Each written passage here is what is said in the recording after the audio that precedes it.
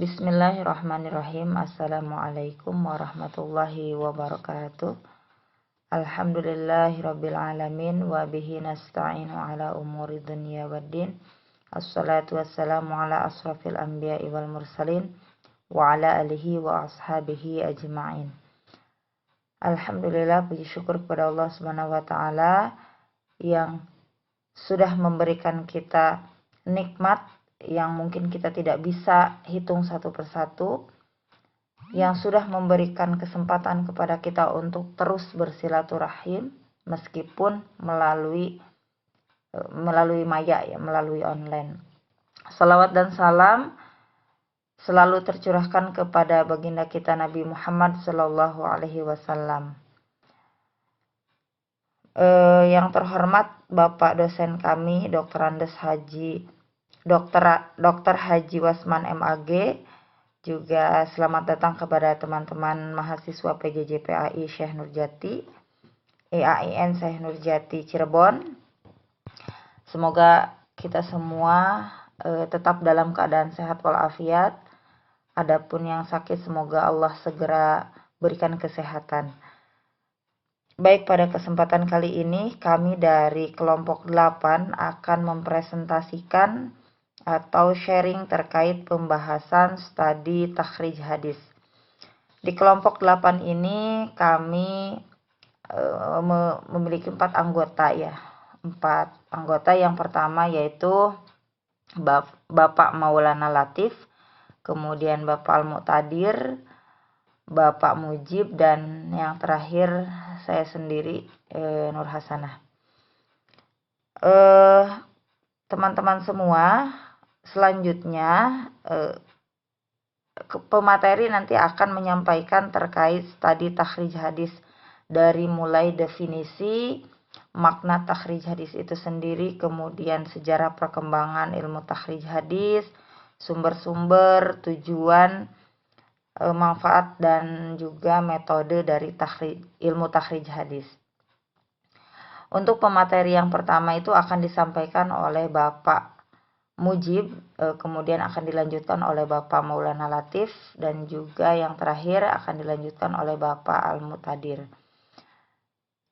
Selanjutnya untuk pemateri yang pertama kepada Bapak Mujib, saya silahkan.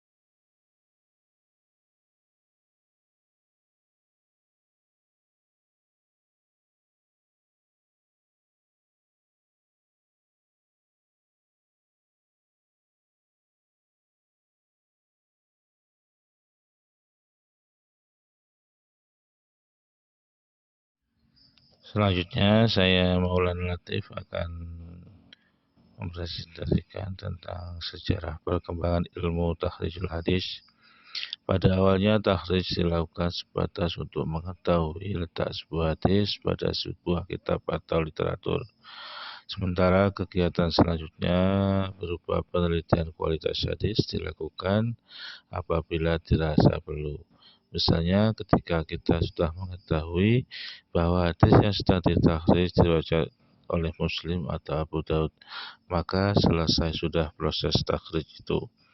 Penelusuran lokasi hadis tersebut menjadi kurang sempurna jika penilaian atas sanad hadis. Karena tujuan dari kajian hadis adalah untuk diamalkan, setelah itu diketahui terlebih dahulu kualitasnya berdasarkan penilaian atas sanadnya. Selanjutnya, tujuan dan manfaat takhrij al-hadis. Memberikan informasi bahwa suatu hadis termasuk hadis sahih, hasan, ataupun dhaif. Setelah diadakan penelitian dari segi matan maupun sanadnya.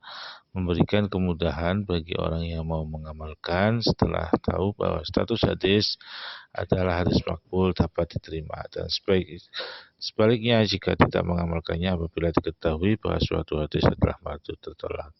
Terus menguatkan keyakinan bahwa suatu hadis adalah benar-benar berasal dari Rasulullah Shallallahu Alaihi Wasallam yang harus kita ikuti karena adanya bukti-bukti yang kuat tentang kebenaran hadis tersebut, baik dari segi sanad maupun matan. Prinsip pokok takhrijul hadis. Takhrij bersifat mandiri, istiqlal dalam artian kajian dilakukan pada suatu sanad periwayatan dan itu tanpa harus meneliti seluruh penilaian diberikan pada sanad yang dikaji, sanad yang ada. Sebanyak mungkin informasi terkait hadis yang ditakhrij dipaparkan. Sebuah hadis seringkali diriwayatkan melalui lebih dari satu orang sahabat. Dalam penakhrijan perlu diperhatikan substansi matan hadis, variasi redaksional matan jika terdapat lebih dari satu riwayat.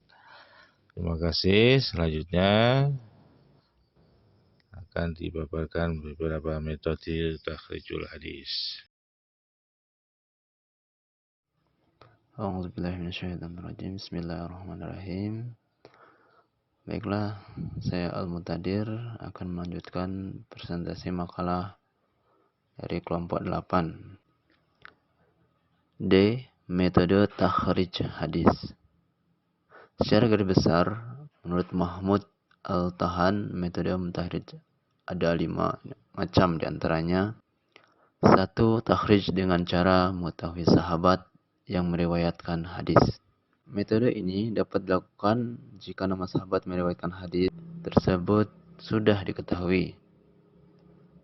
Dan apabila sudah diketahui, maka pentakhrijan dilakukan dengan menggunakan 3 macam kitab hadis, yaitu Kutub al-Masanid, Kutub al-Ma'ajim, dan Kutub al-Atraf. 2. Takhrij dengan cara mengetahui lafal pertama dari matan hadis. Jika telah mengetahui lafal pertama dari matan hadis, ada 3 macam kitab yang dapat digunakan dalam metode ini, yaitu kitab-kitab hadis yang matanya disusun secara alfabetis.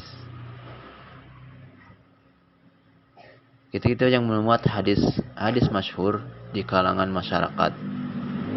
Kitab-kitab miftah atau kunci dan fihris atau daftar isi dari kitab-kitab hadis tertentu.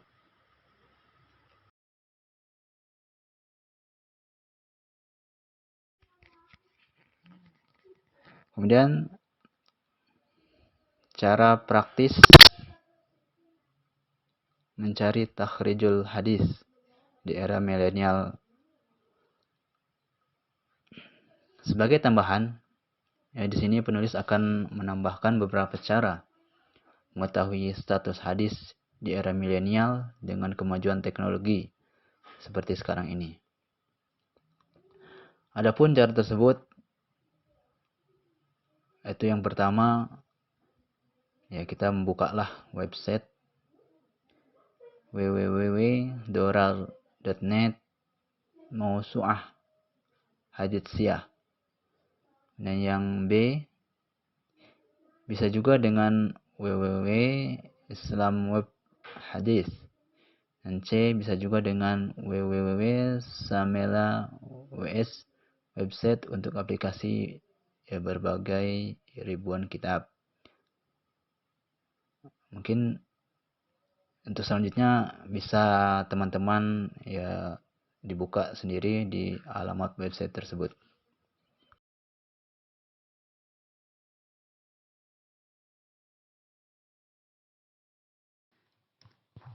Baiklah, terima kasih kepada para pemateri yang sudah menyampaikan. Kesimpulannya, takhrij hadis ini bertujuan untuk mengetahui sumber asal hadis yang ditakhrij. Kemudian tujuan lainnya adalah mengetahui ditolak atau diterimanya hadis-hadis tersebut.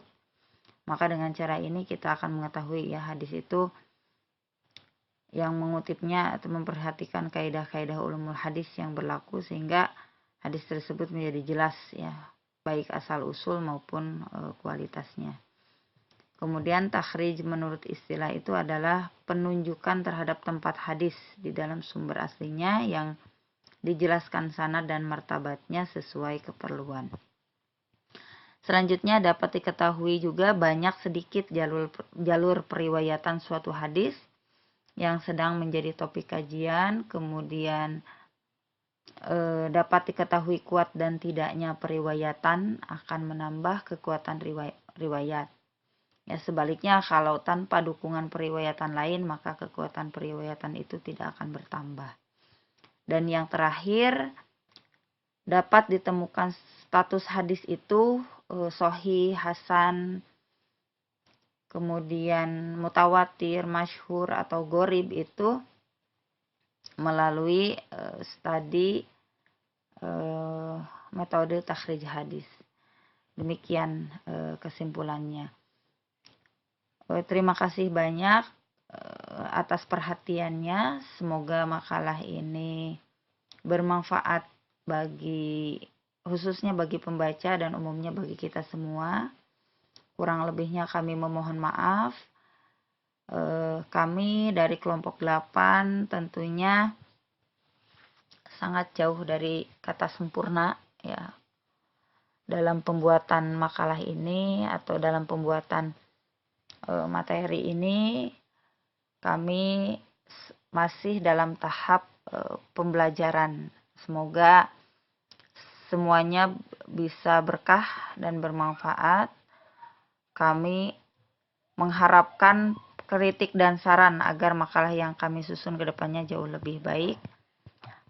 Kami akhirul kalam. Wassalamualaikum warahmatullahi wabarakatuh.